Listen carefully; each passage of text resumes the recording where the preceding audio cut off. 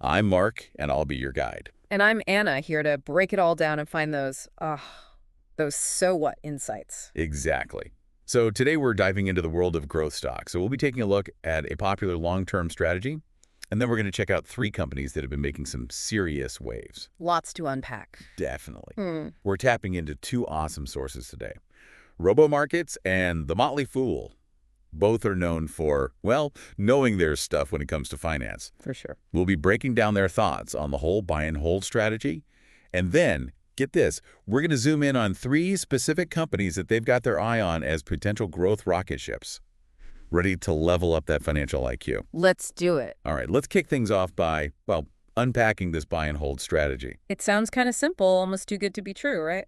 Yeah, it's one of those things that seems deceptively simple, but trust me, there's more to it than meets the eye. Okay, I'm listening. So RoboMarkets breaks it down like this.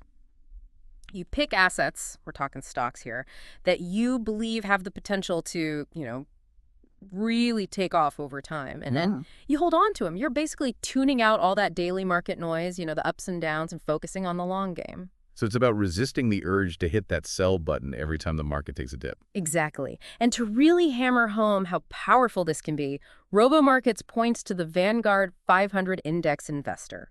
Get this, from 1994 to 2023, it delivered an average annual return of nearly 13%.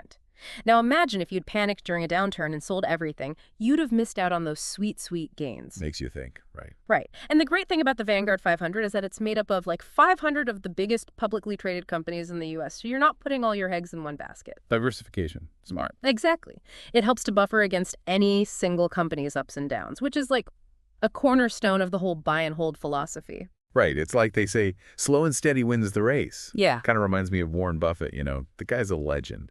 He's been holding on to Coca-Cola stock since, 1988.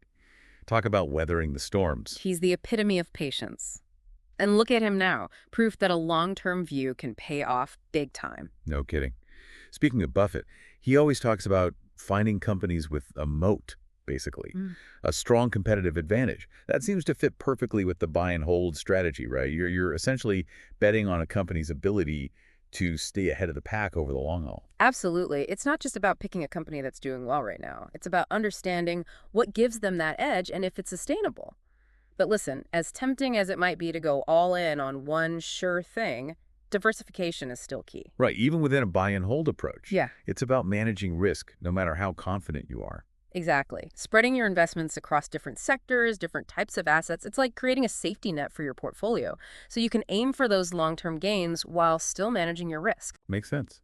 And speaking of long-term gains, have you ever wondered how some investors seem to pick winners consistently? Well, that's what we're going to dive into next.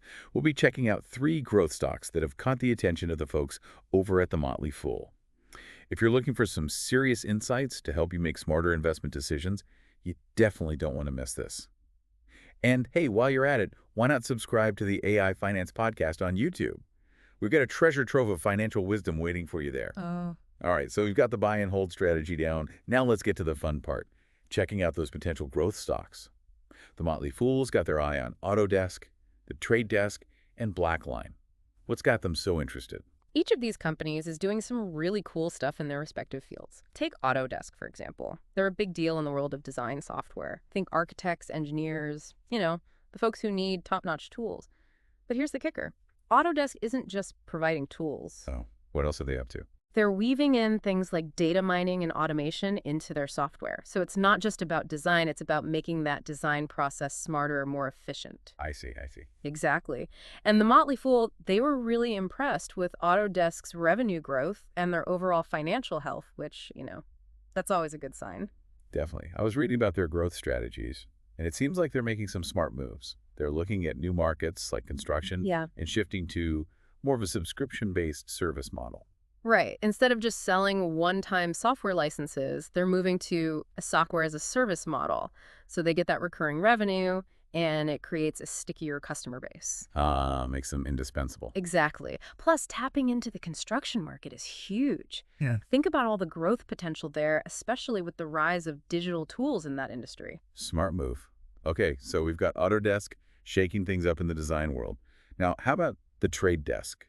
What's their story? They're all about digital advertising. But not just any advertising.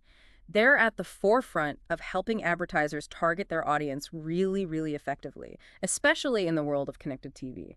Streaming services and all that. Oh, yeah. Everyone's screaming these days. Exactly. And that's where the trade desk comes in. We're talking about a global ad spending market that's projected to hit almost $1 trillion with a T. And the trade desk is in a prime position to grab a big chunk of that. Wow, that's huge. It is. What sets them apart is their focus on using data to make sure those ads hit the mark.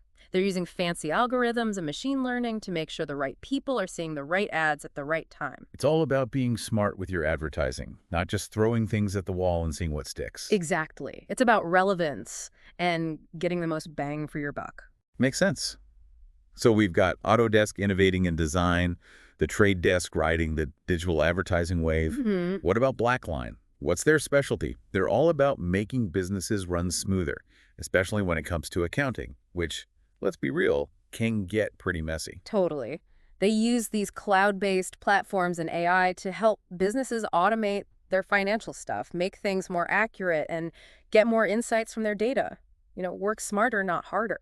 And what really caught my eye was this land and expand strategy they've got going Oh, on. yeah, it's clever stuff. It's not just about getting new customers through the door. It's about building those relationships, growing with them over time. Exactly. Start with the essentials, then offer more as their needs change. It's all about those long-term partnerships. Smart. And get this, Blackline's playing in a market that's estimated to be worth something like $39 billion. Yeah, the growth potential there is mind-blowing. No kidding. Yeah. So to sum it all up, we've gone from the basics of the buy and hold strategy to really digging into how Autodesk, the trade desk, and Blackline are innovating and growing in their own unique ways. It's been quite a deep dive. It has.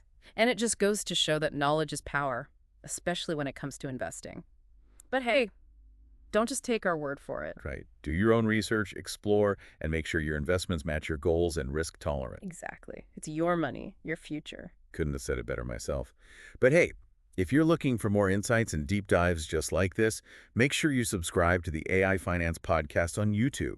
We've got a whole library of financial wisdom just waiting to be discovered. And remember, investing is a marathon, not a sprint. Yeah. Pace yourself, make informed decisions, and watch your knowledge and your portfolio grow over time. Well said. We've got so much more to explore in the world of finance and investing, so stay tuned. Until next time, keep those brains engaged and those smart money moves coming. We'll see you in the next video.